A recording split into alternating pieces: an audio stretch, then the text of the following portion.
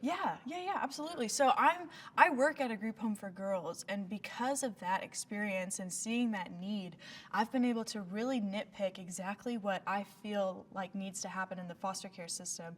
Firstly, by raising awareness of the needs in the foster care system, and then secondly, engaging businesses and organizations to serve, because you don't have to foster to serve children in foster care. And then thirdly, to encourage mentorship of teens aging out. And I've partnered with DFACS and FaithBridge and Kiwanis International and several organizations to, of course, raise awareness of this huge need, but then engage these businesses. I've gotten the help of Randall Lowe Plumbing. They've redone the plumbing at the group home where I work. Finley Roofing has recently come and redone our roof, which was over $40,000 job. Pike's Nurseries is remodeling our back porch. So it's getting these communities plugged in with the local businesses that really make a huge impact for kids in foster care at the foster care level, but then of course at the group home level as well.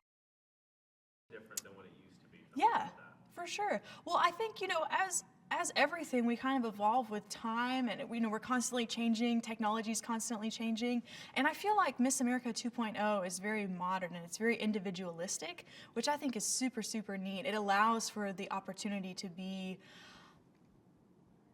like to think outside the box. Susan Worsley is an amazing woman. She's one of my greatest mentors. She runs the North Georgia Angel House, and she used to be in the Navy. She's absolutely amazing. She served our country, and now she's serving young women in foster care, and she has such a huge heart for service, and she's been able to do so much in my community through serving girls. And I think just her international experience and her community experience is such an amazing role model and really inspiration for me. She's one of the reasons why I want to do this, because I see, wow, this amazing woman has done this in her community and for our country. And, I want to be able to play a small role in that impact. Well, community service has been really important to my family ever since I was really little.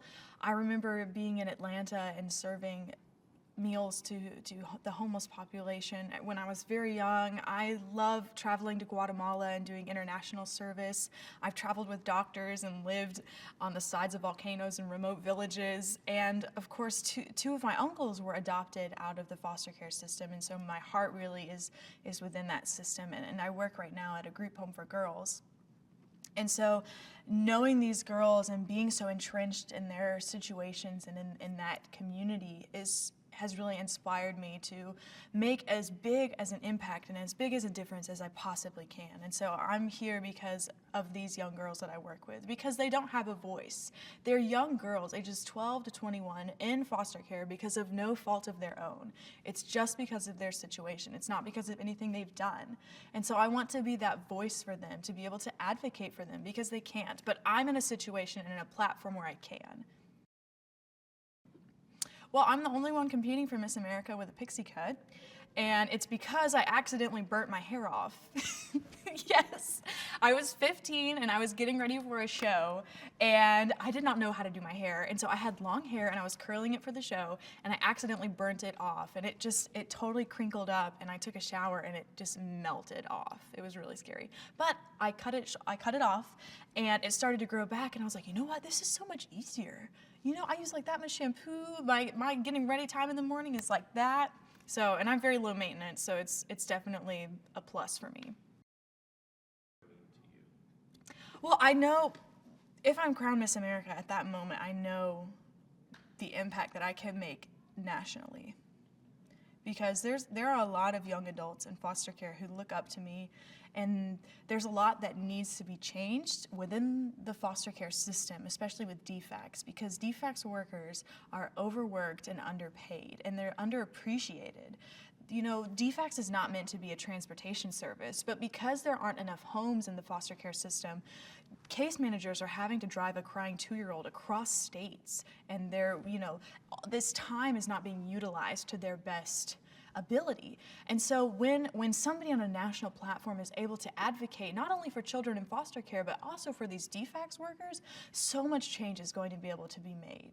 And so that is the most important thing. I know that the minute that if I'm crowned, at that moment I will be like, there's so much that I'm about to do and people don't even know. So I really hope that that happens. Yeah, so I saw my first opera when I was 16, and I saw it at the Atlanta Opera, which is another great place to visit if you're ever in Georgia. They're awesome. They're totally great.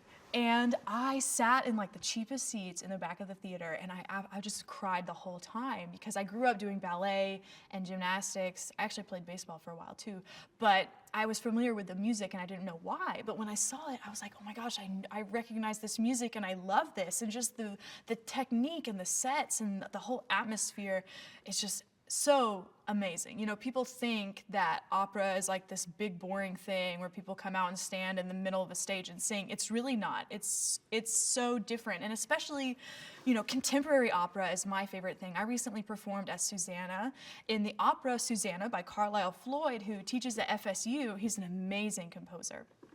But a lot of it's atonal, and what that means is there's no tonality and there's no tone center. So nothing is in any specific key. So you have to know exactly what pitch you're going to hit and at what time, because the meter is very, very odd. So it's very challenging to memorize, but it's set in Tennessee, and it's very grassroots. Everybody, you know, we're like all barefoot on the stage, and it's very interactive, and it's so exciting, and I absolutely love it. And the Miss America organization has given me the access to pursue opera as a career, because I'm the oldest of 5 and I am paying for my own education. And because of the scholarships that I've won, my bachelor's is paid for and I'm saving up for my master's right now. So I've been able to have that access to pursue my career.